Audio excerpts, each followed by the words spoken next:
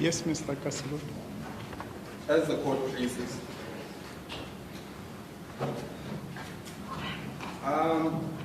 So before the adjournment, Mr. Malema, my very astute and aware attorneys on my right brought to my attention the following, which I just want to deal with quickly. So there's been evidence led on behalf of the complainant, and to the best of my knowledge, there's been only one confirmed instance where there was a link drawn between the singing of the impugned song and the farm murder. Whether that's correct or not is something I'll deal with in argument later, but I just wanted to have that context. And for the benefit of the public, of course. To your knowledge, do you know of any farmer who's been harmed or killed as a result of you singing the impugned song? No. Then let's move now. I'll ask my attorney to take us to paginated page 100 of case lines.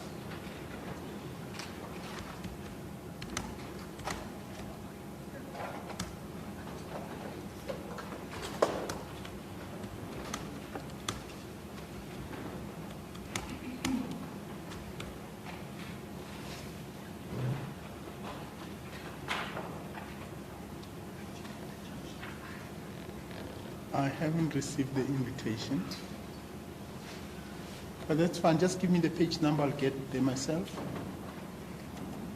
She's trying to meet again, Your Lordship. It's page 100 of case lines. 8100. 100, Your Lordship. No, I'm not with you. 100. Okay.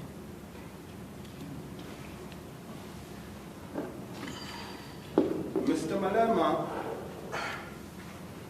what appears on page 100, which is in front of you, is one of the pages to a settlement agreement.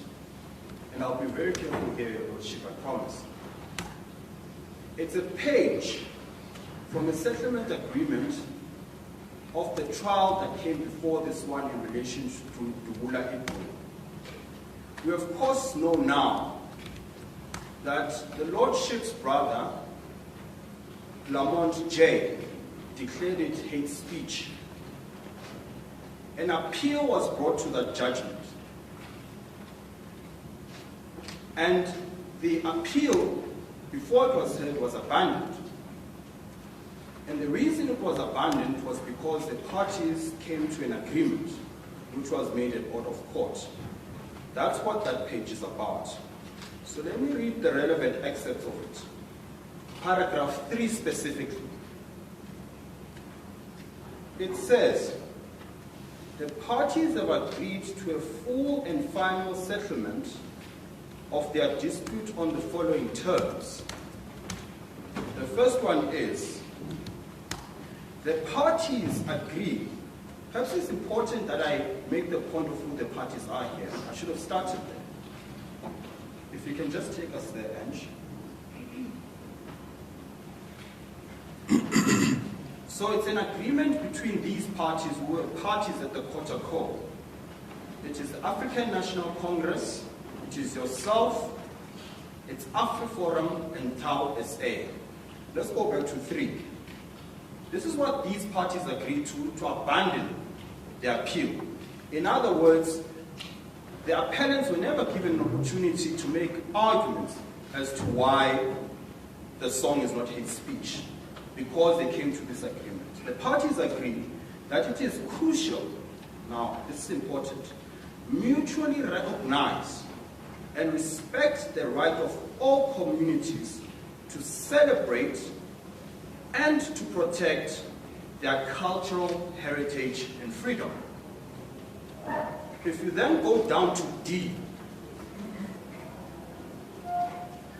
it says, the parties commit to deepening dialogue amongst leaders and supporters of their respective organizations and formations to promote understanding of their respective cultural heritages and for the purposes of contributing to the development of a future common South African heritage. You would have obviously been one of the parties that agreed to this agreement, which was made in order of court, not so? Yes. I have no further questions for the witness. Thank you. Cross-examination, Mr. Oppenheimer. Can I please ask that the microphones be moved to Mr. Oppenheimer's side? Yes. But I wanted to say something before you close, my lord. Please don't ruin it. No, I won't. Okay. My lord, just for everyone to know that a leave of appeal was made before your brother, and he granted it in less than 1 hour, 30 minutes, which the brother would have, in his own wisdom, agreed that there is potential for someone else to arrive at a different determination. So the appeal might not have been heard, but the leave of appeal was heard and was granted in less than 2 hours. It's not an easy thing to go to the same judge and say, you might have heard, and he agrees with you in less than no time, and think that a different judge might arrive at a different conclusion. I think that's an important contribution, and I'm thankful for it. Thank you. No further questions. Thank you. Okay, media, you've got 1 second to sort yourselves out. I told you you better get yourself organized.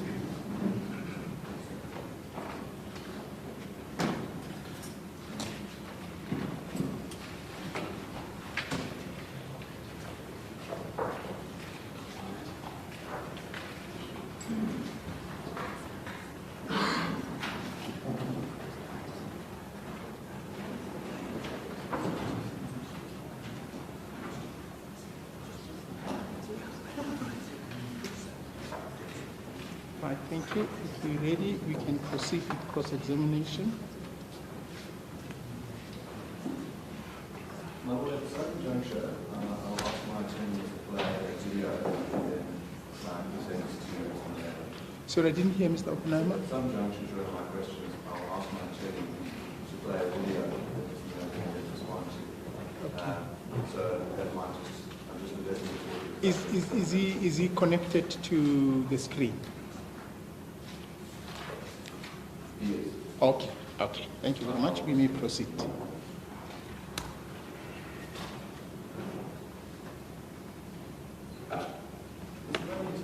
Earlier, that the nature of the EFF is such that it's a democratic organization in terms that you have 4,000 delegates that will meet at meetings, that you have people who are senior counsel, who have PhD students, and they can contribute to the policy of the organization. That's correct. Can they contribute to the policy of the organization? It's very soft. Yes, I'm struggling to hear I him. think speak a little bit louder. It's not only the softness, also the accent I struggle with. So please bear with me. It's also the problem with the acoustics of this court. Oh, okay. Yes. Go ahead, Mr. Oppenheimer. Yes, so I'll try and project. Sure, sure. So, Mr. Malema, you testified earlier that the nature of the EFF as an organization is that it is internally democratic. So you have, you said, 4,000 different delegates that will participate in conferences. Yes. That includes people who are PhD students, people who are senior counsel, and that they can contribute to policy. Is that correct? Yes. Now, you also stated that there are 7 fundamental pillars in the EFF manifesto, and that those are non-negotiable.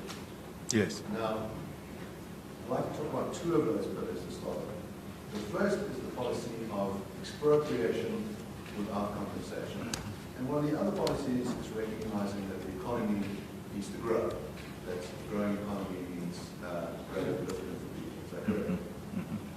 Now, if in the discussions with these people that you have, you've got your 4,000 people, you've got people that are PhD students, if they said during these discussions, we have looked at the the international practice of countries that have used expropriation or compensation. We have looked at Venezuela, we have looked at Cambodia, we have looked at Zimbabwe, and we have seen that this policy has wrought nothing but suffering, that millions of people have been driven into unemployment, that the unemployment rate in Zimbabwe is 90%, that in Venezuela 2.5 million people fled the country because of those policies. And we put it to you that we should change this pillar in the EFF manifesto. Would you change the pillar? No, you can't. It's a founding manifesto. It's like calling an international Communist Party conference to change the Communist Manifesto in its original form. You cannot. It's what constitutes communism as is today. And therefore, there can't be a conference to change the Communist Manifesto. In the same way, there can't be a conference to change the EFF Founding Manifesto. Rather, you will say, because of the current prevailing conditions, at all material times, we use Marx's tools of analysis. The material conditions prevailing at this time are not conducive enough to apply this one. So we may have to take a different route, but without compromising the fundamentals. We'll arrive there, but we may have to kiss certain frogs before we arrive there. Now, I just want to check on an ambiguity. There's a sense in which if you have a foundational document, yes, the Communist Manifesto is the Communist Manifesto, yes. But there's another sense in which the policy positions that the EFF would take going forward, could you be persuaded by your own delegates to no longer pursue expropriation without compensation if through an evidence-gathering process and a matter of reason and logic, you said these are values that you care about, they were able to persuade you that this is a policy that is going to be disastrous for the working class or for your constituency or for South Africa? Well, it can be, because those who join first look at the founding document of the EFF. What is this animal? What is it called? What does it stand for? You join knowing that this is what the EFF stands for.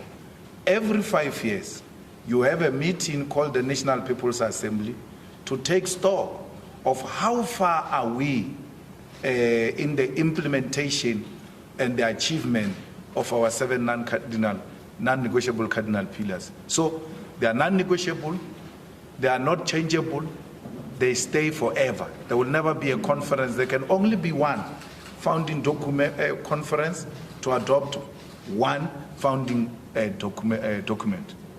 Now, I understood your evidence earlier. You said we are a thinking people, we are full of people who have PhDs, but on this point, you strike me as someone who is immune to evidence, that no matter what those people said to you, you would not change that pillar, regardless of the fact that they could give you evidence in the say of people being murdered under communist regimes, that 100 million people lost their lives under communist regimes, Marxist regimes in Russia, in China, and Cambodia.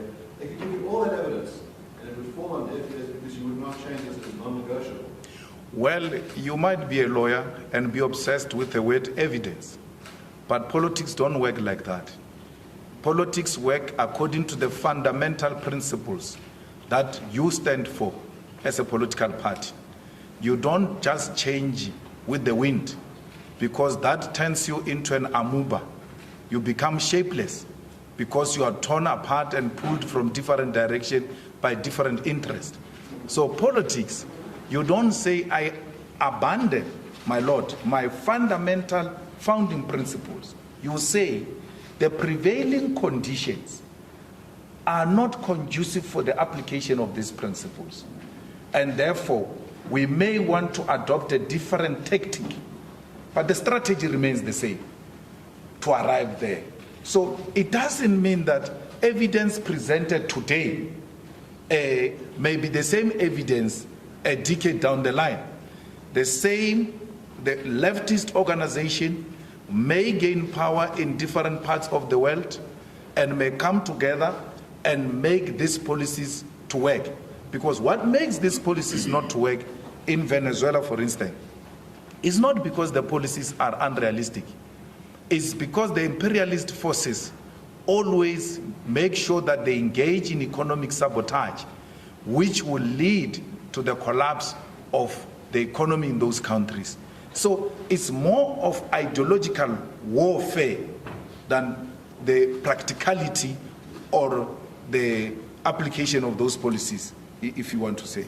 Yes, sir. In other words, I understand your position is that evidence won't make you change your principles. But if someone were to internally give you a normative argument, in other words, a principle argument, where they said, well, look, we have read through the writings of Marx, we've also read through the writings of Adam Smith, and we're persuaded that Smith is right, that the way to prosperity is really through free markets, through allowing individuals, black and white, to own property, and we think that's a better way to have prosperity. And we think, on a principle level, this manifesto point is wrong, and we'd like to persuade you. Otherwise, imagine that every single person of those delegates took that view. Would you change your principle position? Well, you joined it knowing that this is what it stands for, and therefore, that which you join and contribute towards is a tactic towards achieving that which it stands for. So the PhDs and the senior counsels we are talking about and the superior logic prevails as it relates to policy position on tactics of how do we arrive at achieving the strategic objective. But the strategic objective remains the same. It never changes. So I'm not going to be persuaded by anyone with all manner of argument that capitalism is better than socialism. That's what I believe in. That's what I stand for. You can give all those examples you want to give of Venezuela, of China, and all of that. But I know politically they are in the situation they are because of the dominance of the imperialist forces who have launched an onslaught on any economy that is not consistent with principles of capitalism. So I understand your position. It's that whenever communism was tried in countries, it was not the failures of those running those countries, it's not the failure of the Khmer Rouge, where 2.5 million people were murdered. It was the failures of imperialist forces. 2 million people plus get killed in a capitalist society, by the way. People don't only get killed in a socialist society. But let's deal with what you are talking about. Let's take Cuba, for instance. Cuba is a communist state. The inability of Cuba to survive, it is because of the imperialist embargo imposed on Cuba by the Americans, which President Obama, towards his late years in the presidency, was trying to uplift.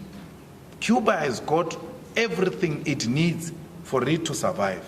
So it cannot be correct that communism in Cuba failed because of your definition of what should be a successful economy. Cuba, for me, has survived. The highest level of literacy in Cuba, the life expectancy in Cuba, the free quality education in Cuba, free healthcare in Cuba. There is no capitalist state that produces more doctors better than a communist state of Cuba. Yet they've got limited resources. Imagine if the embargo gets lifted in Cuba, what's going to happen? So your legitimate argument would be to allow countries to freely trade with Cuba. That would be the listing of Come again? If the embargo were lifted, it would mean that America and Cuba would be free to engage in financial transactions. They could trade with each other. No, not to allow countries to trade with Cuba. To allow Cuba to trade with whoever she wants to trade with. Put differently, not the way you are putting it. Yes. So the Cubans will choose. Now, if South Africa wants to transact with Cuba, for instance, you run a risk of being isolated by the US imperialism. The Cubans must choose who they want to trade with, and we must choose if we want to trade with the Cubans without being taken through harsh harassment by the US imperialism. All I'm saying to you is, here is a country under embargo. It produces all these things that I'm talking about. Can you imagine if there is no embargo in Cuba, how Cuba will thrive? That's how communist ideas, how beautiful they are. They don't create high levels of illiteracy like your capitalist policies here in South Africa. They don't create high levels of unemployment. They don't create high levels of dependency on the state. They make our people work for what they are going to reap. Let me ask you a couple of follow-up questions. The first is, it sounds like you're in favor of free trade. Is that correct? No, I'm in favor of communism. You're in favor of communism? Yes. So how do we square these two views? In other words, on the one hand, you say you're in favor of communism. On the other hand, you're saying if we lifted the embargo on Cuba and allowed Cuba to trade with any country it so wished, think how wonderful that would be for Cuba. Now that seems to be embracing free markets. No.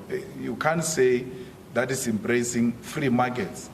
Under a communist or a socialist state, there's still an opportunity to develop the productive forces. You have a responsibility to grow your economy. And we know that we exist in a globe today. And for any economy, for it to survive, you require the like-minded forces, even if they are not found in your country, to come and work with you to develop the productive forces. Let's take, for instance, Cuba. What makes Cuba a free market state if it takes a decision to trade with a communist China? How is that free market? Because the two communist economies are working together to develop their own productive forces. So let's try and clarify what your idea is. When you say you want to lift the embargo, if communist countries trade with each other, in other words, the state owns the resources of the one country, the state owns the resources of the other, yes, they should be free to trade goods between each other. They will work together to make sure that they grow the economy of their own countries. So in a socialist communist state, there is no preoccupation with the so-called trade, because in a capitalist society, that's what preoccupies your mouth. You're obsessed with trade, you're obsessed with profit. So in this context, we are obsessed with development of productive forces for the benefit of all. So trade encourages individualism, where individuals will have to thrive even above the state they belong to. We don't subscribe to that. We subscribe for the common good for all. Let's talk about that. So, from what I understand, the nature of communism, the nature of the manifesto is to say that the state must be the ultimate authority. Yes. And the state must be the ultimate custodian. Now, is it of just land or of other property as well? No, land. We own land. Yes, and that which is on top of the land belongs to you. But for you to develop that on top of our land, you will have to come and explain that here, I want to open an industry. And then we'll say to you, you cannot open an industry here because this is an agricultural land. For security, for food security, we think there are areas that are allocated for such purpose and then relocate you to an appropriate place for what you want to do. That belongs to you. It doesn't belong to the state. But the state ownership of the land then gives our people an opportunity to equally participate in the economy of South Africa. So let me give you an example there. From what I understand as well, you've said that this policy of expropriation or compensation affects people black and white. In other words, you think the state should be custodian of all land. Whether you're black or white, the state will be custodian of it, and then will have control over what you can do with that land. Would you like a tenant? Is that correct? Yeah? A tenant. No, you can't be tenant on your own land. No. Because you said there would be no private ownership of land whatsoever. Right? All land would be owned by the state. You can't be a tenant on your own land. Are you a tenant of your water? Are you renting the water that you drink? It's owned by the state, but it still belongs to you. You know why? Because you know you are the state. You are South Africa. And therefore you cannot be a tenant on your own land. It belongs to you. So in other words, the state holds it on behalf of the people. Is that true? Yes. That the people and the state are synonymous. We are one thing. Yes. A democratically elected state will be based on the will of the people to handle the affairs of the state on their behalf and for their own benefit. Yes. That's a democratic state. So now let me give you a case.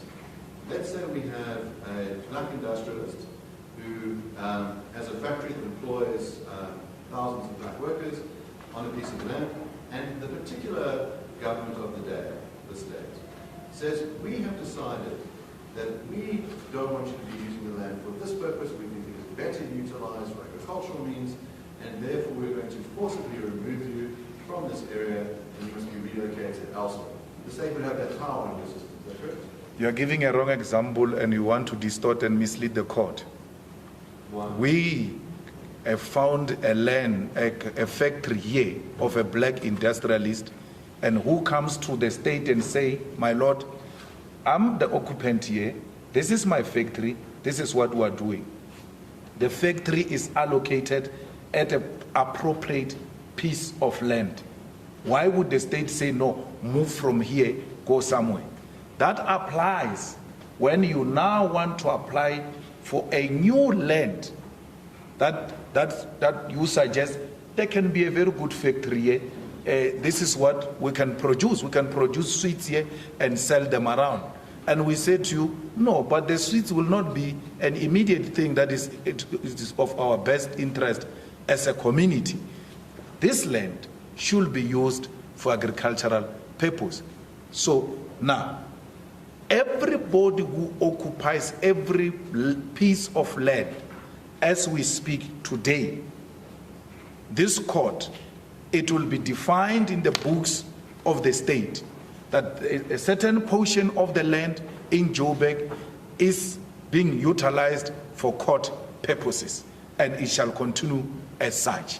So it cannot be correct that we are going to evict people from their factories. That is scaremongering, and that's what you thrive on. No, I'm just trying to understand. No, not you. When I say you, I mean your client. Unless you are a member of your client, then you are the same. I think you know that all advocates are independent practitioners. Come again? All advocates are independent practitioners. That's what I'm saying. When I say you are speaking to me, my lord. Your client is speaking to me through you. I shall speak to your client through you. And when I say you, I mean the applicant. In this case, you are not an applicant. Yes, I just want to understand what your position is. Yes. I think it's important that when we engage, I'm not trying to strawman it. I want to understand what the position is. Then you can correct it, and then we can proceed. Yeah. So, all right, if I understand your position, it's that any land that is currently being utilized, that once you introduced your policy of custodianship, those people who utilize the land, would they have a property right over it? Yes. What right do they have to continue using it? They will use it. They will use it. They've got a right to use it. All what we have to do, all of us, we have to now go to the state and say to the state, here I am, this is the portion of land, this is where I stay. It's my place of settlement. Here I am, I'm running my business here. Here I am. Every piece of land, my lord, must be accounted for. We cannot have a piece of land in South Africa that the state cannot give an account as to what is the activity there. What are they? That's why we've got these things of human trafficking and brothels and all of that, because you've got a state with no capacity to account as to what is the business of this place. What are they doing here? So the state will now give an account as to what is happening there. And if that is not being used for that purpose, my lord, then the state has got a right to evict them. That here, we gave you a right to open a factory. We didn't give you a right to come and open a strip club here. Okay, so let me ask you a couple of follow-up questions. The first is, your position sounds rather conservative in the sense that you want to maintain the status quo. So you've said everybody who currently occupies land and runs a particular business, they keep running that business, that farm, they get to keep doing it. Yes. And you don't intend on disrupting it. Yes. At the same time, you stated earlier that you're a revolutionary party, and that the idea is that you're going to engage in redistribution, and that then people will share the resources equally. How do you square these two positions? You continue to use that which you are using. But because you've accumulated a lot, you have a lot of abandoned pieces of land that you don't even know what to do with it. We shall utilize it for the benefit of those who have not benefited. You are here. If you go, let's take for instance, my Lord, Sante, where you think there is no piece of land, where you think there is no abandoned building. With this policy, will unearth a lot of pieces of land that we can build right in Sante next to the resources. Proper RDP houses. When you say RDP houses, my Lord, they scream because they've got this bad picture of RDP. That's what they've associated RDP with some cheap thing. But RDP houses means low income housing. So you go and build as a state on a land that is owned by the state, expropriated in Sante, low income housing. And then you give it to our people to stay where the resources are. When I say this, my Lord, they fight. But already these people, all of them in Sante, there is no house in Sante, 99% of them, without an RDP house. That RDP house is called the maid squatter at the back. Why can't we release them from the backyard of the owners of those houses and give them their own houses next to where they work? And we've got this mixed housing where the rich and the poor stay together and share the resources. They don't want them. Why? Because this low income housing means black people. You are going to populate this place with black poor people, and we can't be staying next to poor people. So it's radical in that sense, because your imaginary of revolutionary and radical policies is that there's going to be disruption and demolishing of building. No, that is dreaming. It's going to be done orderly. It's going to be done within the confines of the Constitution. This is what we did. When we wanted expropriation of land without compensation, what did we do, my Lord? Did we take machete and go around beating people? Did we take guns and shoot at people? No. We went to Parliament, put a proposal for the amendment of the Constitution, because it must be done within the confines of the Constitution to avoid disruption and anarchy. It doesn't make it a less revolutionary if it's done orderly. Revolution must never be associated with anarchy. There's a difference between revolution and anarchy. Yes, let's get to the question I've asked. So, if I understand it, I kind of want to get a sense of what the policy is. Yes. And maybe, as you say, it's a lot less of a disruptive policy than people would have us believe. Let's try and pin it down, find out what it is. So if you are currently an owner in Santa, you own a building, and your policy were to come into play, and that building is functioning, would you think that it can be okay to take that piece of land, expropriate it, and pay no compensation to the prior owner? To pay? To the prior owner. So in other words, there's a person who owns a piece of land currently under the current system. They have a title deed, it's registered with the government, it's zoned in a particular way, operate a business or whatever it is, and you now have your policy of expropriation and compensation. It would give the state this ability to, well, it becomes the owner, right? Yes. The state is the owner of all underlying land. Yeah. So just for clarity's sake, the person who owns the building, does it remain the owner of the building, right? Yes, but the land belongs to the state. The reason why you own the building and it belongs to you, you must continue to use it for that purpose you are owning it. And if it assumes a different purpose of ownership, you require permission from the state. But if you completely lost the purpose of that building and you've got no any other idea, none whatsoever, as to what you can use that building for, it is well within the right of the state to expropriate that building and use it for a proper program that will benefit public, for public purpose and public interest.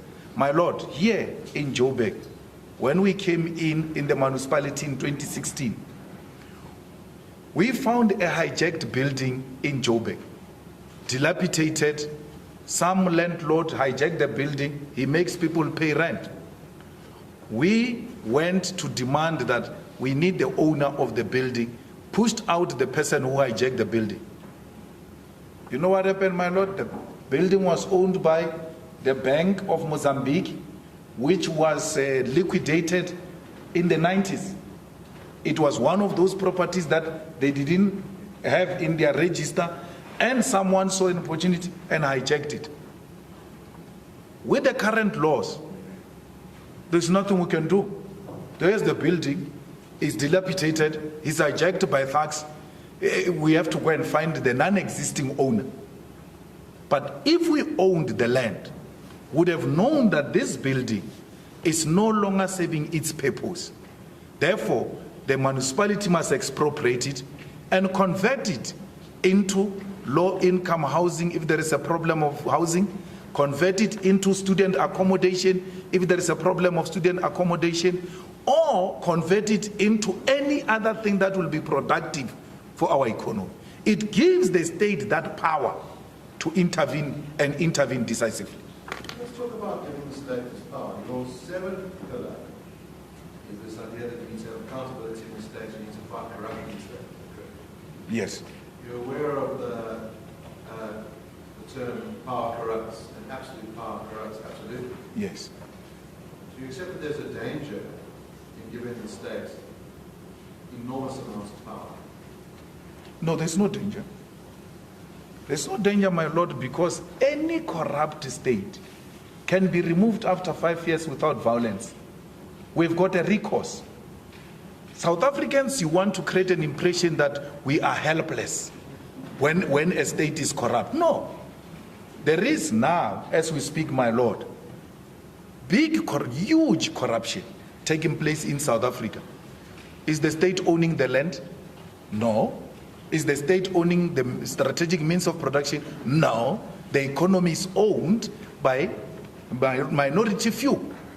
So it's not entirely correct that state ownership is inherently corrupt. The state ownership in China is not corrupt. And if you try those things of corruption in the state ownership of the economy in China, then you must kiss your children goodbye because you are going to disappear.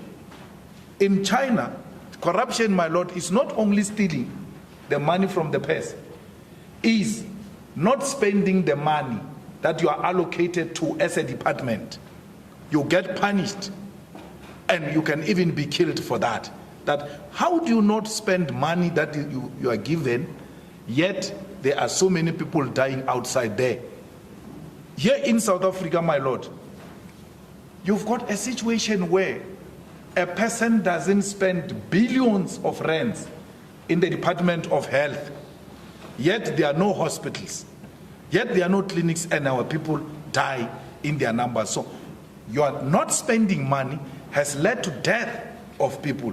Therefore, you've got blood on your hands. So it's not correct that the state ownership will inherently be corrupt. There is no similar problem of corruption in Cuba. You quote the state ownership when you want to drive a negative narrative. But where the state ownership has given positive narrative, you don't go to the same states that you were giving earlier. Let me ask you a couple of follow-up questions there. Yeah, sure. You mentioned that in China the policy is that if you're corrupt, you'll be disappeared or killed. Do you think that's a system we should use in South Africa to curb corruption? Not at all. We are a different democratic society in South Africa. In China, you've got a socialist economy with Chinese characteristics. So they apply that which works for China. And we require of the same. For instance, in China, they may not talk about race issues because they've never had problems of race. So you can't say because China doesn't speak race, why do you speak about China, yet you say you want the same things as China? That which may work in China may not work here in South Africa. I'm just giving you examples of state ownership that is not inherently corrupt, a narrative that you seek to drive, which is incorrect. The EFF government, it will be based on 7 cardinal pillars. Don't give me examples of this corrupt government. I'm not responsible for it. 7 non-negotiable cardinal pillars of the EFF says the land, the banks will be under the custodianship of the state. But we seek a corrupt-free government where these things were to take place efficiently and effectively. They will require a corrupt-free South Africa. If you say we can do them now, I will agree with you and say no, not under the ANC government. They are going to take for themselves, but not under the EFF government. So let's talk about that for a second. In other words, if you were to give the ANC government the power of custodianship, what do you think would happen? I won't give the ANC government the power of the custodianship. I will give the state of South Africa the power of custodianship. And that state is contested every 5 years. The reason why I want state power is to execute these policies of the EFF. The ANC may not have the similar policies, and I'm not here to speak on their behalf. But one thing that I know is that they are corrupt to the core. If we give them anything, leave the land, anything, they steal it, including money of funerals. So how can a person steal money of funeral? You are so immoral to a point that you even steal from dead people. That's your ANC government. So I won't trust these ones with such responsibility. But South Africans have got a recourse.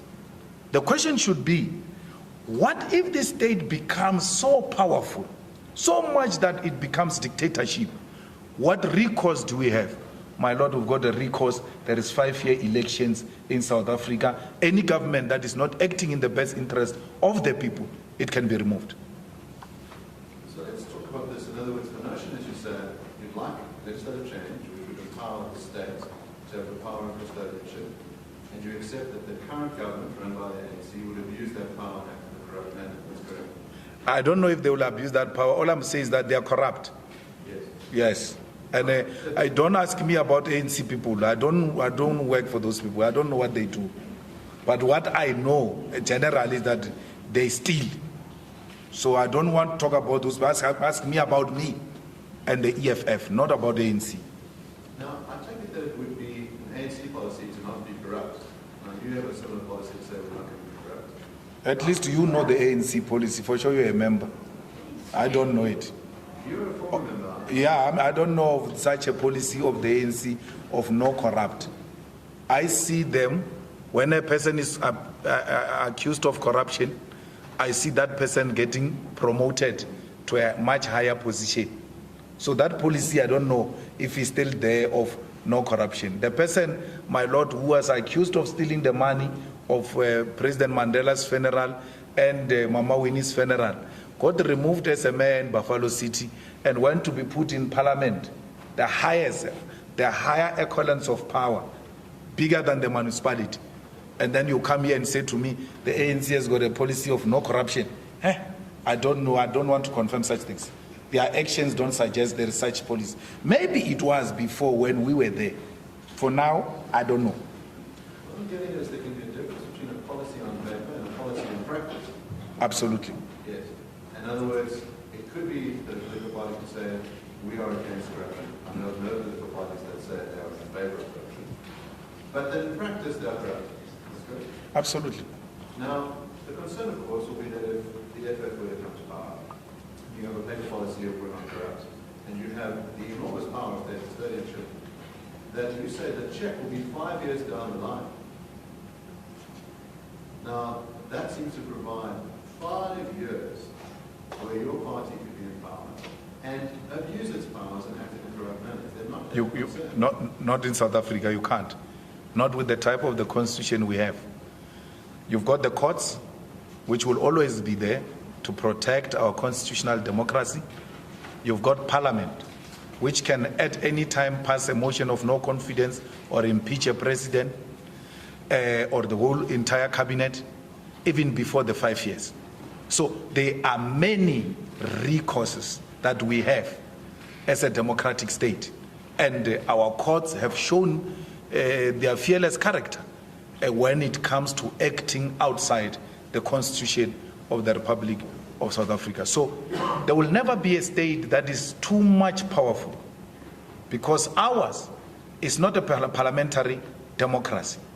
Ours is a constitutional democracy where the Constitution is supreme. So the seeking of the amending of the Section 25 to include expropriation of land without compensation did not do away with many other rights, which majority of them which are fundamental in Chapter 2 of the Constitution, protecting the human rights of our people.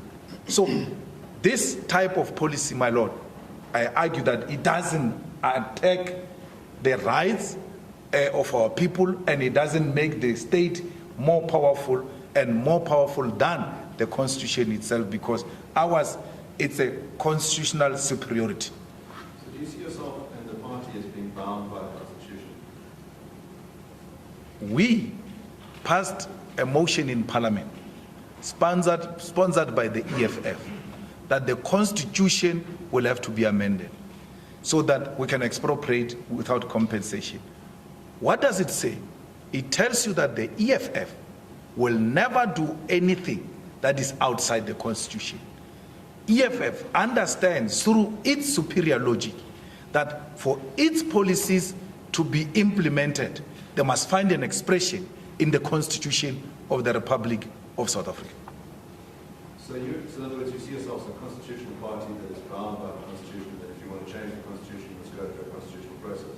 You cannot be a registered political party in South Africa if you don't pay allegiance to the Constitution of the Republic of South Africa. Otherwise, you are a gangster. So EFF is a political party registered with the IEC because it signed that it respects and obeys the Constitution of the Republic of South Africa. We're not a stock fair. I can then ask you about some of the Constitution.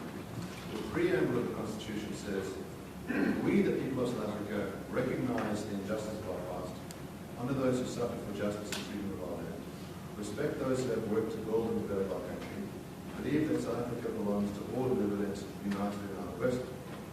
We accept those. Absolutely. Now, during evidence in chief, Mr. Roots testified about some of the speeches that you have given, in which you describe white people as visitors in South Africa. Is that correct? Absolutely. Now, how do you reconcile this constitutional notion that South Africa belongs to all who live in it, and that white people are visitors in South Africa? You arrived here as settlers in 1652. It's a historical fact. And you were using South Africa as a refreshment station. You were not here to settle. You were passing. Because of our Africanness and the spirit of Ubuntu, we have embraced you and we have shared our land with you. And we have accepted that you have naturalized in this country. But it doesn't change the fact that you came here as a visitor. So let me ask you that, let's clarify that. Yes. Do you accept that there are many people in South Africa, black and white, Indian colors, Chinese, who came to South Africa from another country at some point? Not blacks. Not blacks. We came from one country called Africa. Huh? I understand. So the claim is anyone who is on the continent of Africa belongs in South Africa. Is that correct? Was not a visitor. No. South Africa is Africa. We are one country called Africa. This South Africa you are talking about was imposed on us. So we didn't come from anywhere. Speak for yourself. We didn't come from anywhere. There's no African who came from anywhere. We came from here. I mean, my Lord, I cannot come from the second bedroom in this house, and then I find you in another bedroom in the same house, and then you say I came from somewhere. In the same house. I didn't come from somewhere. I was sleeping on the other side. We're here. So, we are not visitors. We didn't come from anywhere. This is our continent. So in other words, someone who was born in Egypt, Nigeria, Malawi, Botswana, Zimbabwe, none of those people are visitors in South Africa. They belong here. It's their home. Where Nigerians, Ghanaians, Mozambicans, Zimbabweans, when they are here, they are at home. They should not even for a second doubt themselves. This is our home. Let me ask you this then. Your party has recently engaged in a campaign where you've gone to a restaurant like this, and you're asked them to produce lists of who works with them, and to say you have a certain number of people who are not South Africans, and a certain number of people who are South Africans, and we want you to change those numbers. Now, how do you reconcile what you just told us, which is that all people who are born in Africa are part of one house, but you want to say these people are different, and they should be fired from the restaurants they work in, they should be replaced with real South Africans? How do you reconcile? We've never said fired. So when you are in a court before my Lord, don't misrepresent facts. Nowhere have we ever said fire anyone. So we shouldn't lie. Please. My Lord, before we go to the continent, here in South Africa, if you get a job or a tender to go and do a road in Soweto, you are required to hire 30% or so of locals of Soweto. Yet you are a South African of Soweto. You are required to subcontract a certain percentage of people from Soweto. So because the locals at that space should not feel excluded, they should embrace the project, they should feel they must welcome the project, and they must protect it as their own. Now, what the white ownership does to our people, my Lord, is that they hire our brothers and African brothers and sisters who are not locals to the exclusion of locals, so that they can ignite the xenophobic war amongst our people. They want to thrive, which is what made you survive. Divide and rule. You are dividing us by hiring some of us. I'm a South African. If I were to go and open a restaurant in KwaZulu-Natal and I come with everybody from Limpopo, the people of KwaZulu-Natal, one, they will not feel like this restaurant belongs to them. They will not feel a need to defend it because I just impose people from the other side to them. They need to be involved for them to know that this belongs to them. But it doesn't make the Limpopo people less South African or less home because I said you must be mixed with the people from KZN since our project is in KZN. It doesn't make it lesser home because I said so.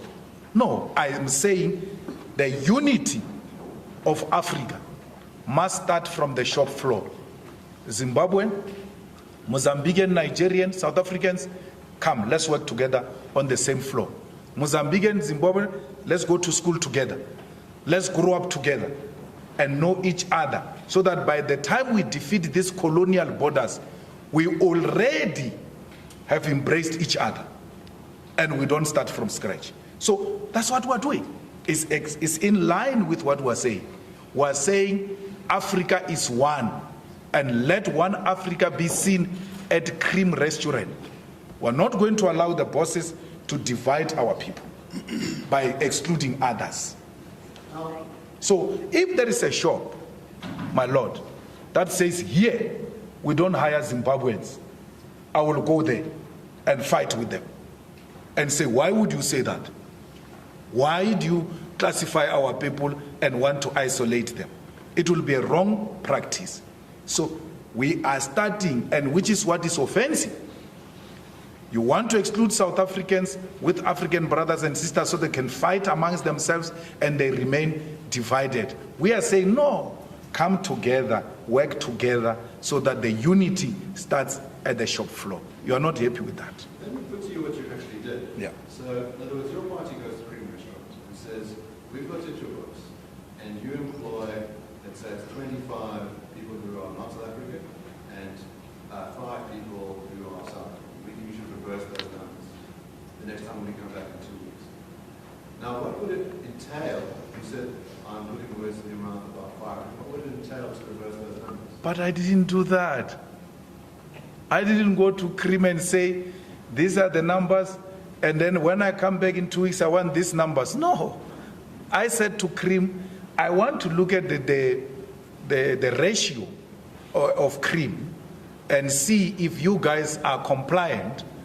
And you know, my Lord, in all the restaurants I went, I found them compliant. I found both outside brothers and sisters from other countries and South Africans together on the shop floor. I never said that. You see, you rely on non-existing sources, because I can ask my Lord here that you lead evidence of me saying that. Read something, because you utter such words to mislead the public. But I know for a fact, my Lord, he can't produce anything to back up what he's saying. And he deliberately says it so that it can spread wrongly in society. That your party did this. There's a video that your party's producing and going to a restaurant. I'm not mistaken, it's not Cream. I know you had a different engagement with Cream. They went Now you say my party, not me. Yes, but that's not the same. I went to Cream myself. Yes. Yes, I went to Cream. I went to 3 more other restaurants. And they were white-owned, and they hired Africans to work there, and they hired South Africans to work there. I went there, and when I arrived, my Lord, a day before, we sent a delegation to go and make an appointment. We were given an appointment. A setup was made in that restaurant of where we were going to have a meeting. When I arrived there, then there is sudden change of heart, and then doors are closed, and there is a problem. People are going up and down saying we can't access the place. I just said 1 or 2 words which opened the door. I said to them, this country was won through dialogue. We spoke. That's why we are where we are now. You are refusing to speak. In a country where we delivered this democracy through speaking, and you want to say you are a democratic person, abandon your white supremacist attitude and apply the spirit of those who came before us and came together and spoke and resolved our problems. They went inside, they spoke, they came back, they opened, and they apologized sincerely for their conduct because they were misled by their lawyers. There was no confrontation. My Lord, business was not on it. We made sure we make appointment in the hour where they've not opened because they don't do breakfast. So we met them in the morning so that by the time they open, we're done, we've spoken, and then the shop can open and run smoothly. Let me ask you some follow-up questions. So you said you checked that they were compliant. What would compliant mean?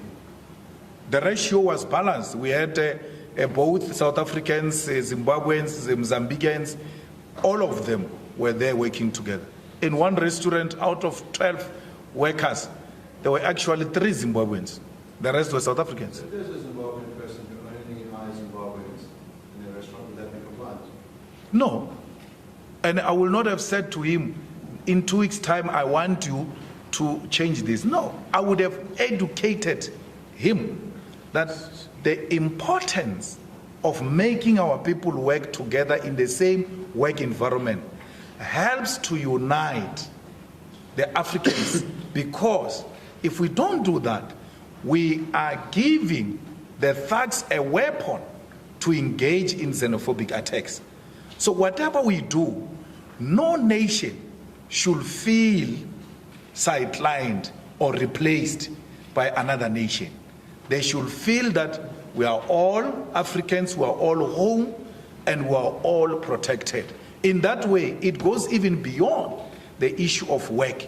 It goes to the security of the mall itself, of the shop itself. Because if the people who come from here work there, and there is a looting that is going to happen tomorrow there, they will be the ones who are going to stand up and say, guys, you can't do it. That's our job. We work there. If your notion is that we're all African brothers and sisters, why this obsession with the idea of a ratio? And why your view that a Zimbabwean person running a Zimbabwean restaurant ought not to be allowed to employ only Zimbabweans? It seems that you are the ones stoking the division. You are saying there must be some kind of ideal ratio.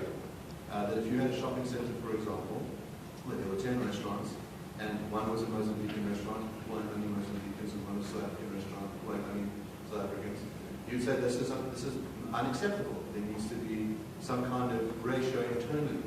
Why? You have just given a division a new meaning. Why would a ratio be a division? Because ratio means come together. These ones like this, how are you together here? How can that be a division? Ratio cannot be a division. Ratio is making sure that everybody is included. And our people understand that. And patriotic, white South Africans who own restaurants appreciate and understand that. Only racists who claim to be speaking on their behalf will say the things that you are saying.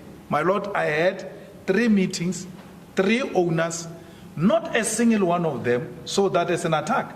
They were saying to me, we see the levels of unemployment in this country and we're doing everything in our power to help reduce the levels of unemployment. So if a Zimbabwean brother comes and owns a restaurant and employs only Zimbabweans, he will be dividing our people. Why? You are using the word only. That is a desire to divide. So we shouldn't. No one should ever be tempted to say only Africans, only whites. That's what we defeated in 1994. We defeated only for ratio, for inclusivity of everyone. Sorry, Mr. Oppenheimer, how much long do you still want to be? One question, I think we should take the line for. Okay, proceed. So if I understand your position to be consistent, if a South African started a business that only employed South Africans, that would be unacceptable as well. Well, it's something else to say a South African employs only South Africans. It's something else to say I've opened a restaurant or business as a South African and I'm only employing South Africans.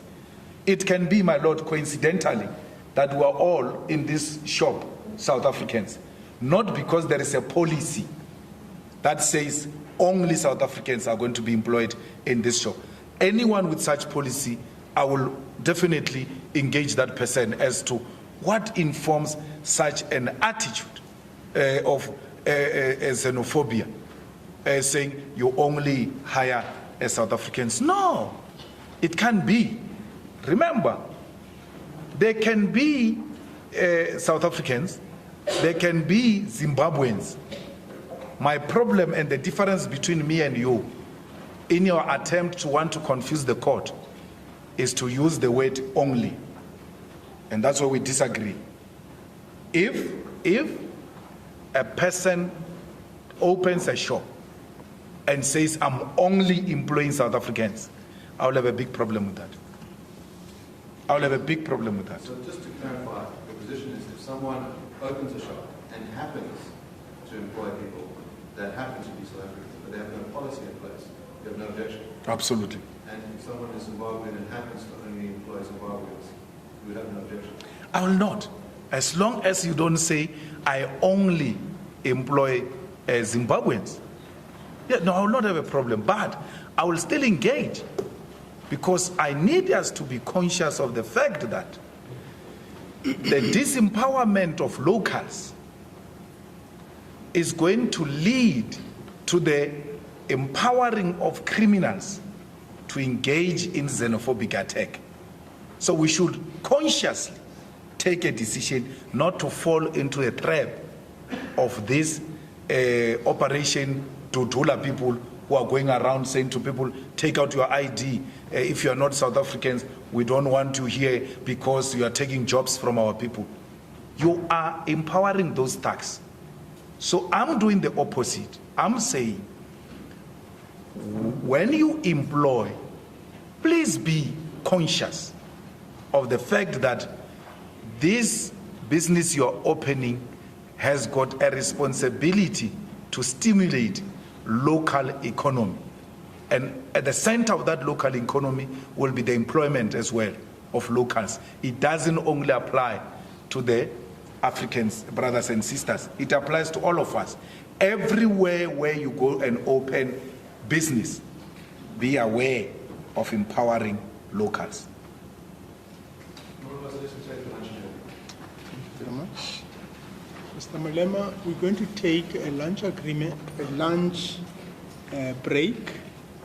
You will remain under oath, and thus you can't discuss this case unless you get prior permission from the court. Thank you very much. The court shall adjourn.